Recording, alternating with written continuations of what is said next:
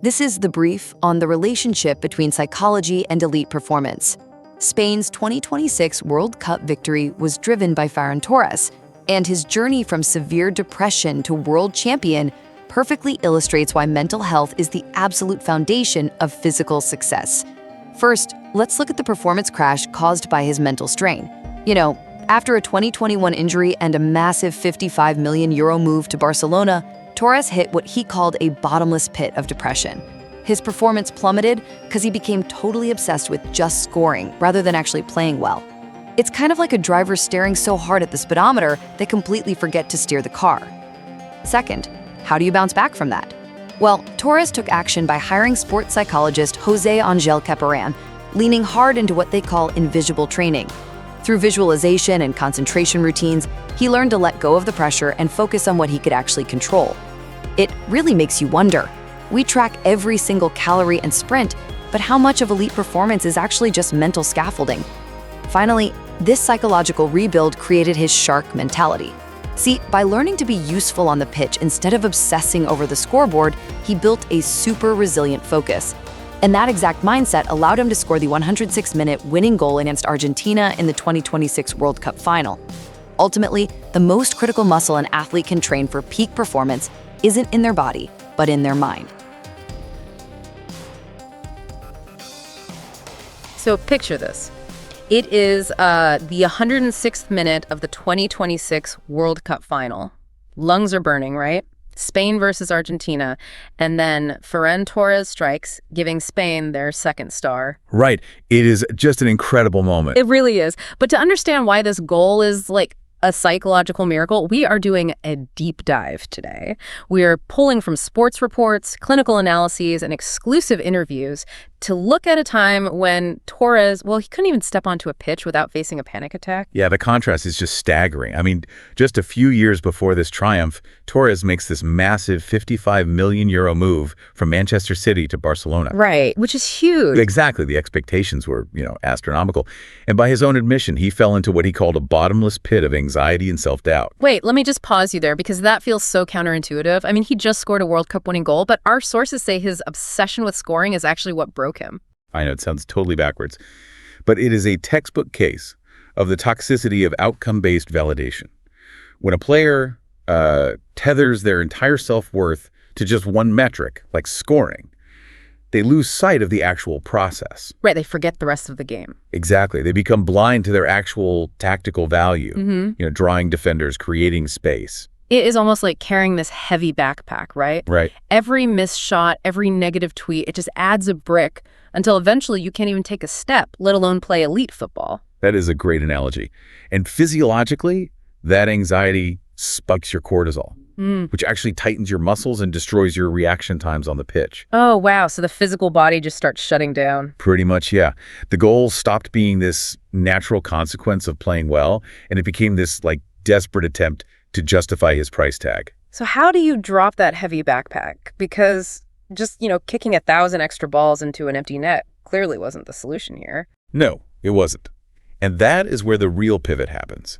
He actually sought professional help. He hired a sports psychologist, Jose Angel Caparan, and really embraced what they call invisible training. Invisible training. So that is what, beyond just the physical reps on the field? Yeah, exactly. It is therapy, visualization, rest, diet. And the visualization piece is especially critical because it physically rewires how the brain responds to stress. Okay, so instead of visualizing the macro stuff, like the crowd cheering or the ball hitting the net, what was he focusing on? The micro.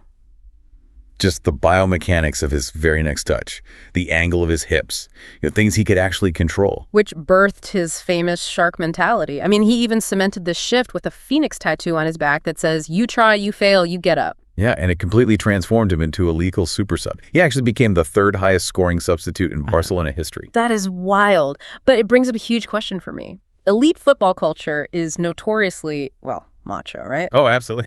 Openly admitting you are mentally broken seems like career suicide for a €55 million asset.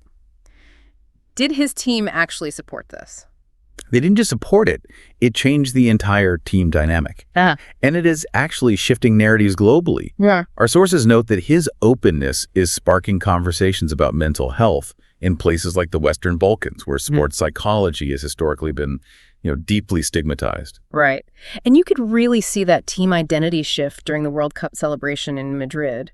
I mean, Rodri, Spain's captain, actually took the microphone to publicly defend Torres against years of unfair criticism. Yeah, think about the psychological safety that creates in a squad. When the captain stands up for your darkest moments, vulnerability literally becomes a bonding mechanism. They weren't just celebrating a goal, they were celebrating his survival. Exactly.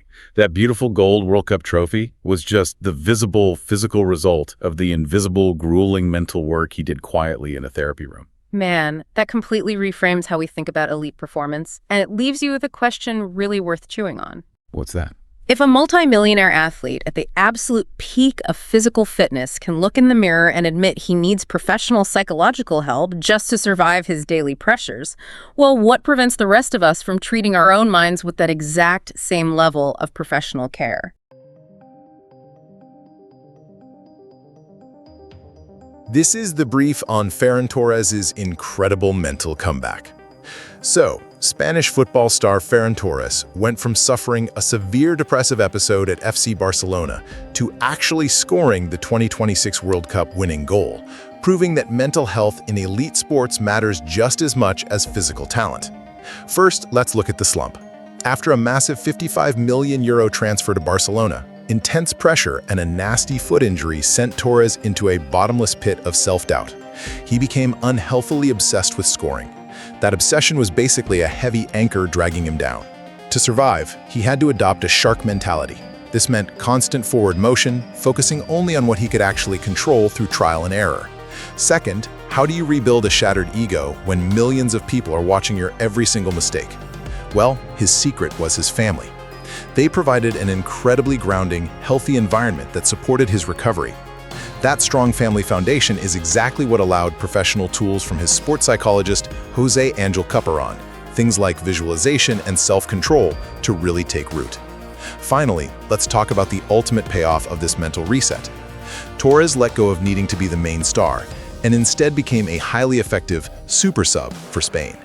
Think of his new role kinda like a coiled spring. He didn't demand the spotlight for 90 minutes anymore. He was perfectly primed to strike exactly when needed. This culminated in him scoring the 106-minute game-winning goal against Argentina in the 2026 World Cup final. Ultimately, Ferran Torres proved that the most important victories in sports begin by winning the silent battles in your own mind.